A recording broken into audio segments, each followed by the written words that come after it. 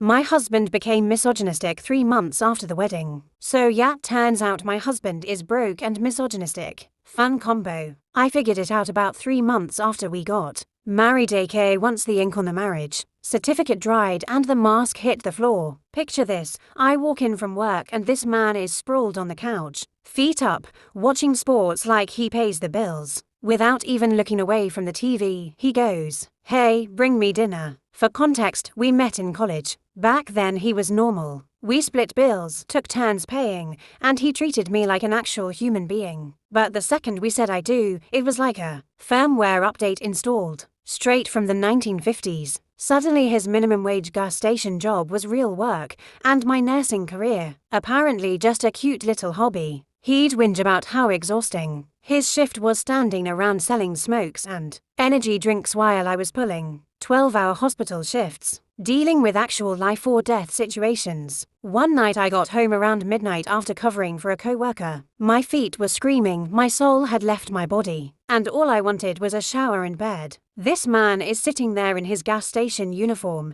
smashing chips, and goes, "I need you to iron my shirt for tomorrow." The wrinkles make me look unprofessional. I blinked twice, then told him the iron was in the closet and he had to working hands. He looked at me like I just suggested he build a rocket and fly to the moon. "That's your job," he says. "You're my wife." I laughed, like, full-on laugh, because surely this was a joke, right? Nope, stone cold serious. He launches into a rant about traditional roles and how his mum always took care of his dad. Cool story. I reminded him his dad owned a construction company and made 6 figures. Meanwhile, my husband was earning $11 an hour and still somehow felt entitled to a live-in maid. Then the money stuff went viral real quick. He'd borrow $20 for gas and never pay it back. When I brought it up, he'd hit me with, "Married couples don't keep score." Funny, because someone was keeping score and it was me. I paid rent, groceries, utilities, internet, his car insurance. He spent his paycheck on energy drinks and video games. This man bought a $200 gaming headset while I was rationing my lunch money, like budgeting ramen levels of broke. And it got better. His mates would come over, trash the living room, leave beer bottles and pizza boxes everywhere like raccoons with opposable thumbs. I'd come home from double shifts to absolute chaos. When I asked him to clean up, he'd say I was nagging and that he'd get to it eventually. Spoiler alert, eventually never came. So there I was, cleaning at 2 a.m. before another shift because I couldn't live in a dump. The final straw. My hospital offered me a promotion charge nurse